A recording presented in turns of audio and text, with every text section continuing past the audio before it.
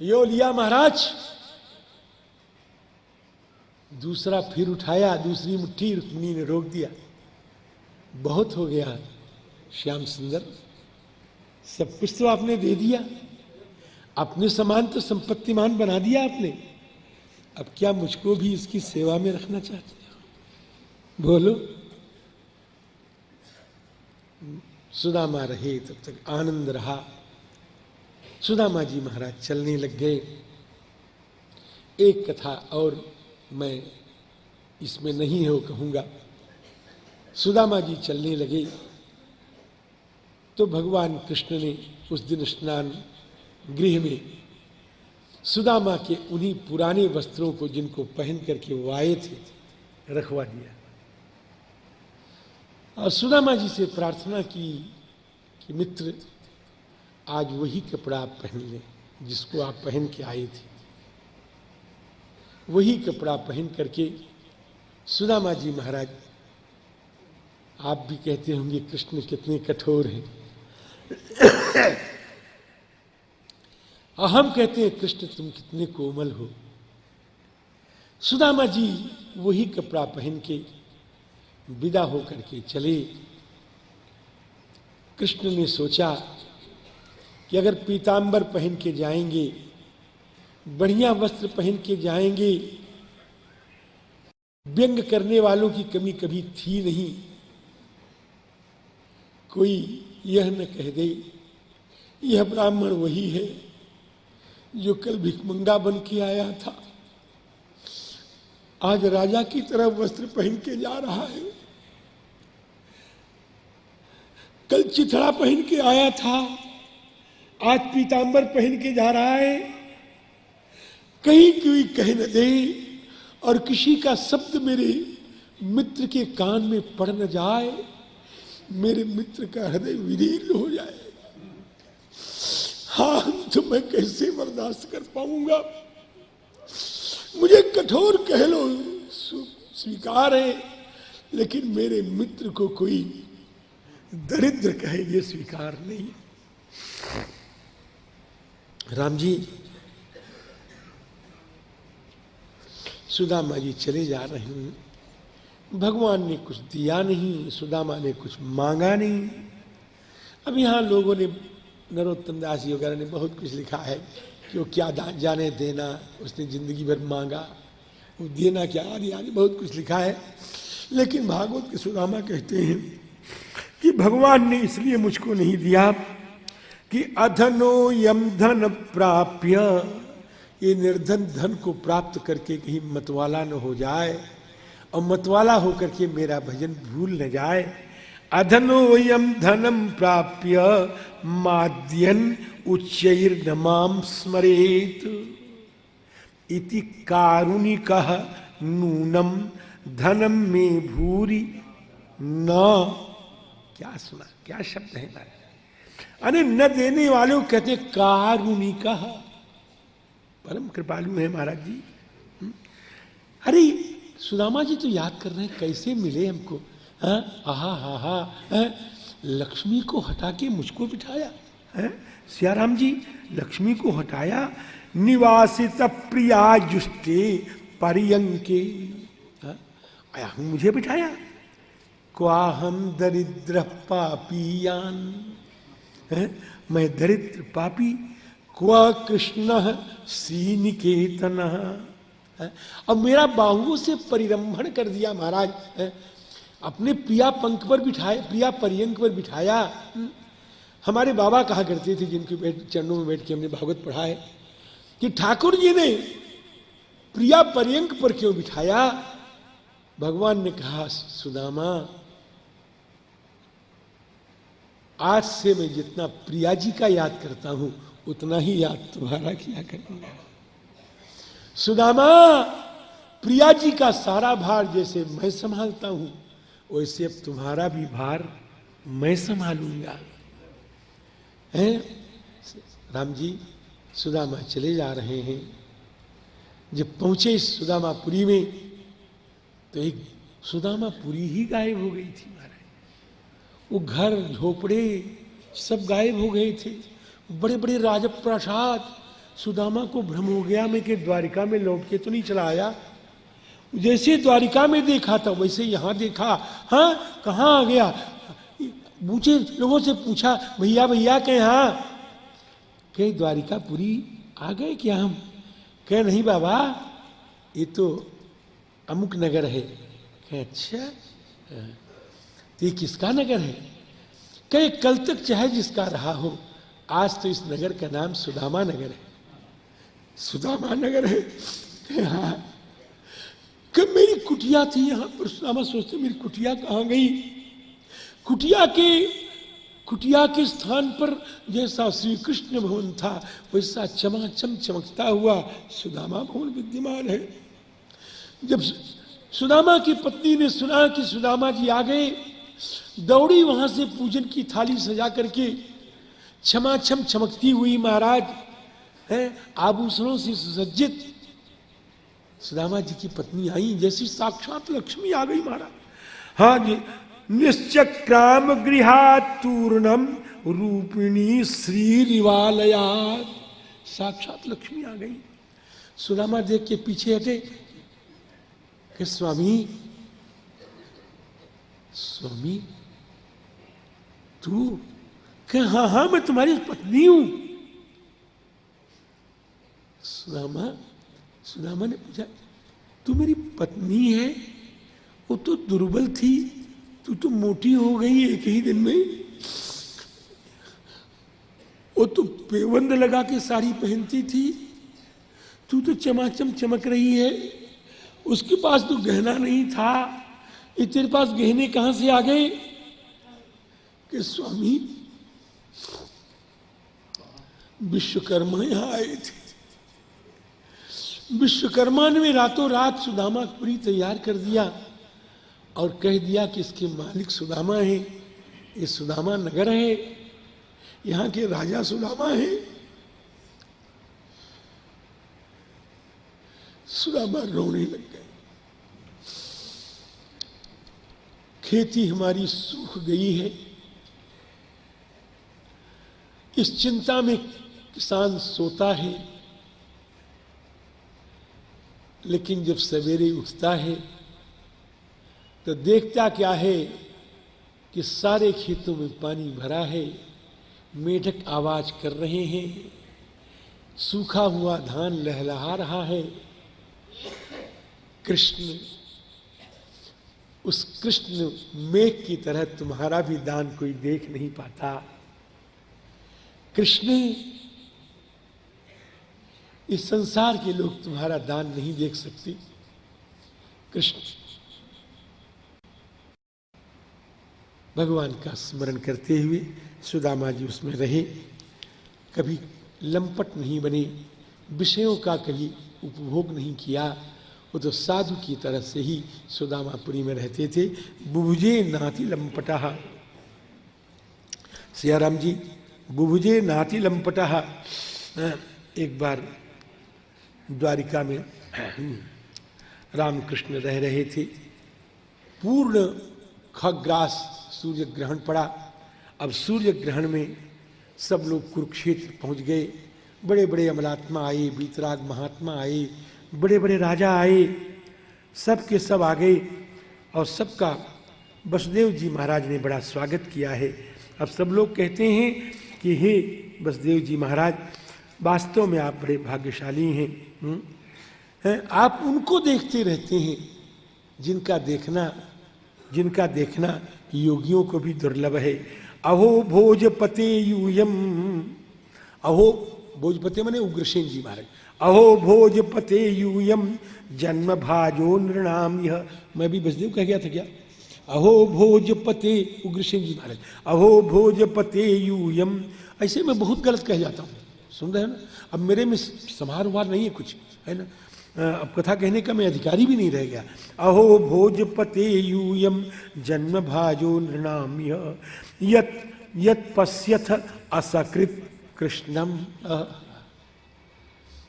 ये बार बार रोज रोज कई बार दिन में कृष्णम अपश्यथ है। कौन?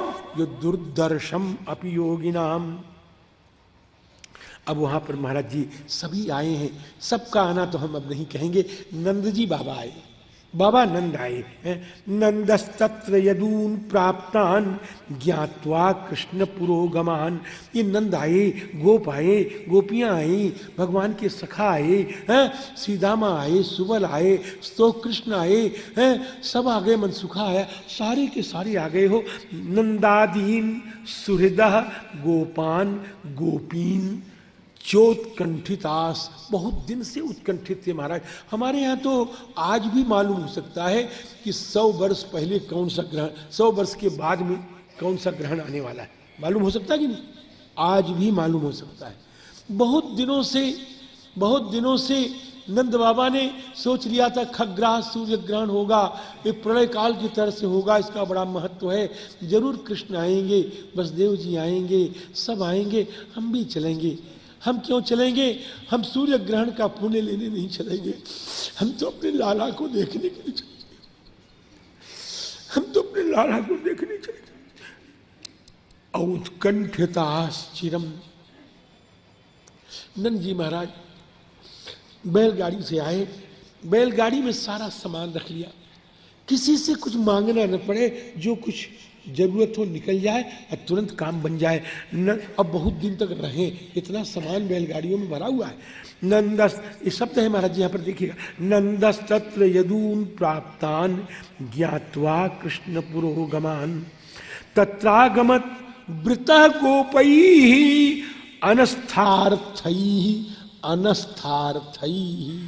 अनेकों मजे में रत्न भंडार संपत्ति सबसे भरी हुई जो बैलगाड़ी है उसमें चढ़ के आए हैं। क्यों? कि दिदृक्षया है, भगवान कृष्ण को देखने के लिए आए हैं। वासुदेव जी महाराज बड़े प्रेम से मिले। नंद बाबा ने देखा कृष्ण राम दौड़ते हुए चले आ रहे हैं। आज कृष्ण राम अपने को संभाल नहीं पाए, बलराम जी कृष्ण जी संभाल नहीं पाए हैं। और कृष्ण राम परिस्वज्य पितरौ अभिवाद्य च, जाकर के बाबा के गोद में तुरंत लिपट गए। बाबा बाबा बाबा बाबा, मैं तेरा लाला हूं।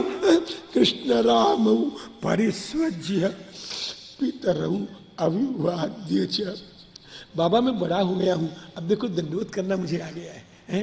दंडवत किया महाराज जी। पितरौ अभिवाद्य। कोई कुछ बोल नहीं रहा है, ना ना, न बाबा की तरफ से कोई बोल रहा है, न लाला की तरफ से कोई बोल रहा है। न किंचनो चूतु प्रेमणा। इसकी व्याख्या मैं नहीं कर पाऊंगा। सासु कंठौ, सब व्याख्या कर लेंगे अगर चाहेंगे। क्यों नहीं बोल पाए? प्रेमणा सासु कंठौ। आंसू आंख में भी है, कंठ में भी है। असली रोना वही है महाराज जी जो आंखों में भी आंसू आते हैं, कंठ में भी आते हैं। आंखों से आंसू बह रही है और कंठ से आप बोल रहे हो तो नकली आंसू है, समझे? समझ लेना। सासु कंठौ कुरूद्भः। अब आसन कहाँ दिया? अब बाबा को कोई थोड़ा, बाबा ने तुरंत है एक तरफ कृष्ण को बिठा लिया, एक तरफ बलराम को बिठा लिया, अब बिठा करके ये मुंह चूमने लगे हो, मुंह छूने लगे। हाँ हो है। तौ आत्मासनम आरोप्य, लिखा है कि नहीं लिखा? तौ आत्मासनम आरोप्य और फिर बाहुभ्याम परिरभ्य च। खाली बाबा नहीं, बुढ़िया मैया यशोदा, उसने भी बाबा जब मिल लिए तो कहे लाला लाला, आकर के बैठ गए मैया की गोद में। दाऊ दादा और बलराम लाला दोनों बैठ गए महाराज जी। ये कहा लिखा? यशोदा च महाभागा। चकार से वही अर्थ लीजिएगा। यशोदा च महाभागा सुतौ विजहतु शुचः। अब इसके बाद बहुत कुछ हुआ है। राम जी महाराज ने जब देखा कि कृष्ण आए हैं, गोप्यश्च कृष्णम उपलभ्य चिराद अभीष्टम, चिराद अभीष्टम कृष्णम उपलभ्य गोप्य। गोपियों ने कृष्ण को देखा। कृष्ण मेरे प्रियतम, मेरे प्रेमास्पद, मेरे नाथ, मेरे प्राण, मेरे जीवन सार सर्वस्व, मेरे जीवन धन, आज हम तुमको देख रही हैं। हम वही हैं, जब तुम्हारा वियोग होता था तो हम ब्रह्मा को श्राप देती थी। आज तुम इतने दिन के लिए अलग हो गए। गोप्यश्च कृष्णमुपलभ्य चिरादभीष्टम यत्प्रेक्षणे दृशिषु पक्ष्मकृतं शपन्ति दृग्भिर्हृदि कृतम अलम परिरम्य। हृदय मिला के कृष्ण को एकदम परिरंभण किया महाराज, परिरंभण किया। राम जी, इसके बाद भगवान ने मौका निकाल करके वहाँ भी गोपांगनाओं को एकांत दिया है, और एकांत स्थल में जा करके भगवती भास्वती, करुणामयी श्री राधा, चंद्रावली, श्री ललिता जी, श्री विशाखा जी, सबको बड़ा स्नेह दिया महाराज, एकांत में जाकर। देखो हो, ये आनंद तो एकांत का ही है। श्री राधा कृष्ण का मिलन, सखियों का कृष्ण का मिलन, वो सामने नहीं हो सकता। याद रखना, मुझे क्षमा करना, मैं ये सुखदेव जी कथा कह रहे हैं, क्या कह रहे हैं कि भगवान स्तांस तथा भूता विविक्ते उपसंगतः, विविक्ते उपसंगत। ये मिलन सच्चा मिलन है महाराज। बाबा से अकेले में नहीं मिले, सखाओं से अकेले में नहीं मिले, और किसी से अकेले में नहीं मिले, लेकिन श्री राधा आदि से अकेले में मिल रहे हैं, अकेले मिल रहे हैं, एकदम अकेले।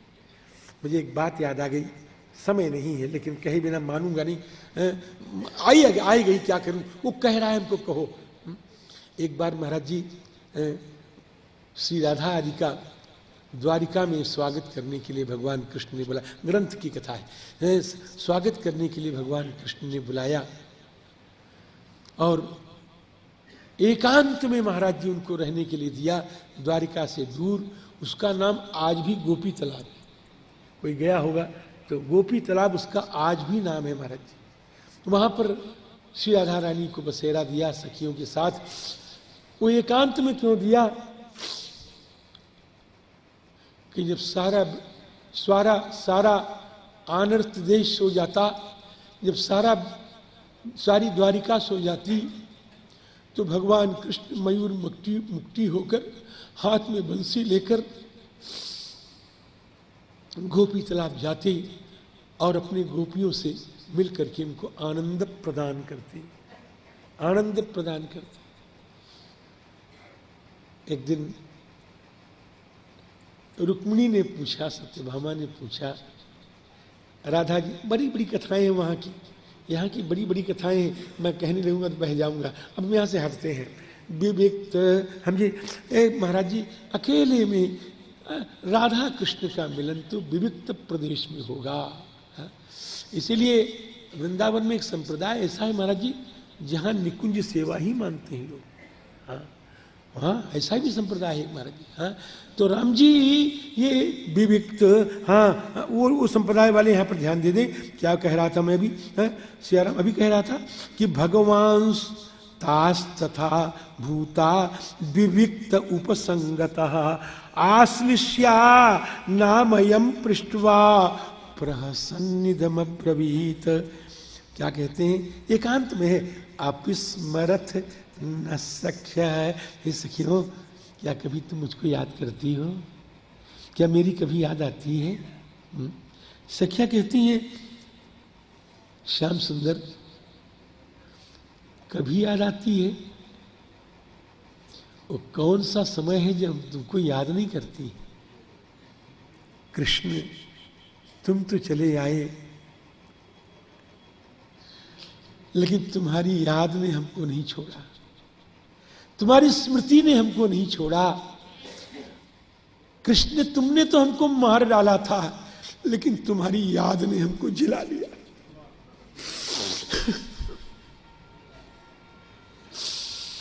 तुम्हारी स्मृति तो हमारी जीवन आधार है कृष्ण। अब आगे बढ़िए। अब यहां से सब लोग जाने लगे महाराज जी, हैं द्रौपदी जी का भगवान कृष्ण की सारी पत्नियों से बड़ा मंगलमय संवाद है। उस संवाद का एक निचोड़ मैं सुना दूं आपको, निचोड़ सुना दूं। 8 पटरानियों ने तो बहुत कुछ कहा और 16,100 जो जरासंध के यहाँ थी, जिन्होंने भगवान कृष्ण का, शायद मैं कल भूल गया था, जिन्होंने भगवान कृष्ण से पतित्वेन प्रार्थना की, तो भगवान कृष्ण ने जिनका पतित्वेन वरण किया, वो 16,100 की बात हम सुनेंगे। 8 वाली छोड़ दो, 8 वाली भी आप पढ़ लेना। राम जी उस 16,100 क्या कह रही हैं कि हे सखी, हमको